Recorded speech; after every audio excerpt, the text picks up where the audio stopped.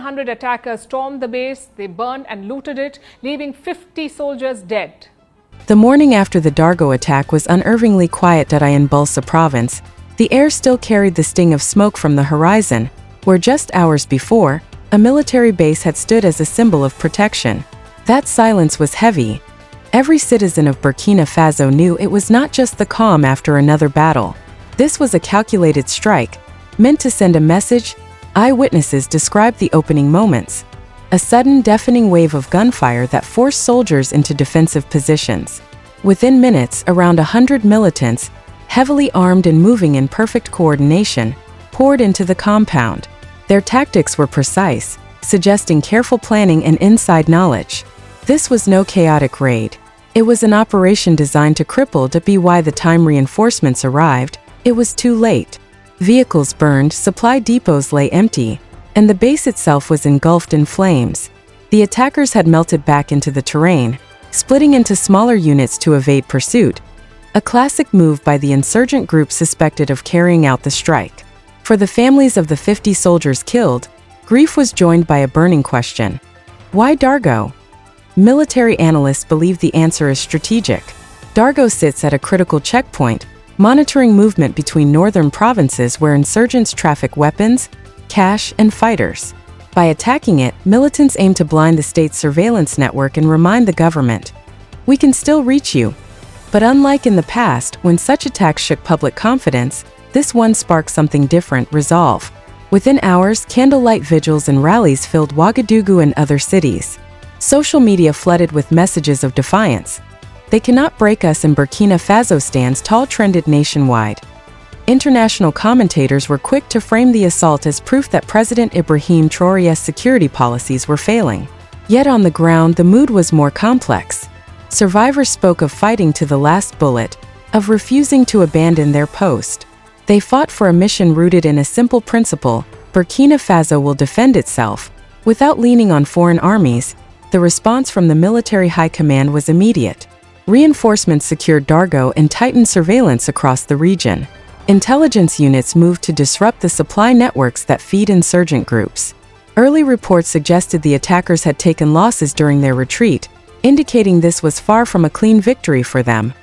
The Dargo attack is more than a tragedy, it is a flashpoint in Burkina Faso's war for sovereignty. It comes at a time when the nation is dismantling decades-old systems of foreign dependency and asserting control over its own destiny. These soldiers were not just defending a base, they were defending an idea one insurgents and their backers desperately want to crush. Under Traoré, Burkina Faso has pivoted away from reliance on foreign military missions. In the past, external forces shaped security strategies to fit their own interests, and yet insurgent attacks persisted. Traoré broke that cycle. The government began mobilizing local resources, building community defense networks, and restructuring the military command. But breaking free from the old order has consequences. Foreign influence and the economic pipelines it maintained was disrupted. Insurgent networks that had thrived in the chaos suddenly found their smuggling routes blocked and their finances squeezed. In desperation, they have escalated attacks, hoping to destabilize the reforms. The assault on Dargo fits this pattern perfectly. It was not just aimed at soldiers, it was aimed at the vision of a Burkina Faso that governs itself without asking permission from foreign capitals. The challenge to insurgents hasn't only been military. Traoré's economic policies have struck at the financial lifelines of armed groups. The nationalization of gold mining and investment in domestic refining has ended the era where Burkina Faso's resources were shipped abroad for foreign profit. With illicit mineral exports drying up, insurgents are losing their ability to buy weapons and recruit fighters. For their sponsors, the danger is ideological as well. Traoré's rejection of neo-colonial structures has made Burkina Faso a rallying point for Pan-African pride. Across the Sahel, citizens are watching one country break the mold, and that example is infectious. For those invested in keeping Africa dependent, this must be stopped, through chaos if necessary. This is why the timing of the Dargo attack matters. It is not about one cell of fighters, but about the broader struggle over whether Burkina Faso's independence can survive the backlash from those losing power. Traoré's vision is clear. Sovereignty is not negotiable. It begins with security, but it also means economic self-sufficiency. The Volunteers for the Defense of the Homeland (VDP), locally recruited citizen soldiers, have become vital in protecting remote communities.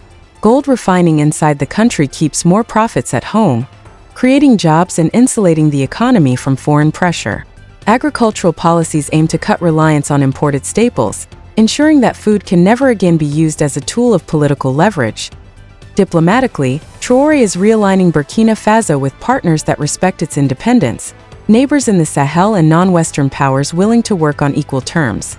This diversification makes it harder for any single foreign capital to dictate terms. But these changes have also made enemies. Insurgent safe havens are shrinking, and the illicit flows of arms, cash, and minerals that once funded their operations are drying up. In response, they are hitting harder, trying to prove they still have teeth. The 50 soldiers in Dargo stood directly in the path of that desperation.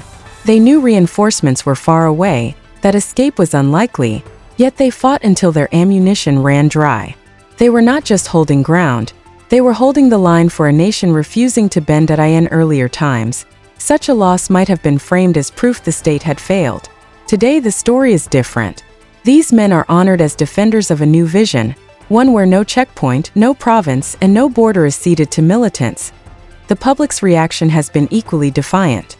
Vigils have been held from the capital to the smallest villages. Online, the message is clear. Our heroes are strength. Videos of villagers singing for the soldiers' families have gone viral, turning grief into unity. Even survivors of the attack have vowed to return to the front lines. The government is matching this spirit with concrete action, fast-tracking compensation for the families, providing scholarships for the children of the fallen, and expanding local defense units. Instead of fleeing rural areas, many communities are now volunteering to host security forces and share intelligence. The narrative has shifted from victimhood to participation. The Dargo soldiers have become more than martyrs. They are the embodiment of a choice Burkina Faso has made: to face hardship now rather than live forever in subjugation. Their sacrifice is shaping policy. The military is accelerating recruitment for both the army and the VDP. New training programs emphasize agility, intelligence gathering, and community integration. The government is investing in drones, satellite surveillance, and secure communications so that future attacks can be detected and stopped before they begin. Intelligence reforms are underway to dismantle insurgent networks from within. On the economic front, the strategy is the same: close every gap militants exploit. Expanding domestic production of food and fuel, keeping resource wealth inside the country, and building industries that create jobs are not just development policies, they are weapons in the fight against insurgency. Diplomatically, the Dargo attack has drawn Burkina Faso closer to its Sahel neighbors. Regional cooperation in intelligence and border control is strengthening, led not by outside powers but by African states themselves. Most importantly, the cultural shift is undeniable. The nation has embraced a collective identity rooted in resilience. Education programs are promoting civic duty and unity, countering insurgent propaganda at its source. The message to young people is simple: you are stakeholders in this nation's future. The forces aligned against Burkina Faso are entrenched, wealthy, and dangerous. But the country is no longer approaching its struggle as a passive victim. It is owning both its pain and its progress. The story of Dargo is not the story of defeat, it is the story of a nation refusing to surrender, of turning tragedy into fuel for transformation. The road ahead will be hard, but it will be walked together. And every attempt to weaken Burkina Faso will only strengthen its resolve. The 50 soldiers who fell at Dargo have left behind a scar, but also a spark. They are the proof that freedom has a cost, and that this nation is willing to pay it. Burkina Faso's message to the world is unshaken. We are building a future that stands on its own feet. Every attack meant to weaken us only hardens our will. The journey will be long, but it will be ours.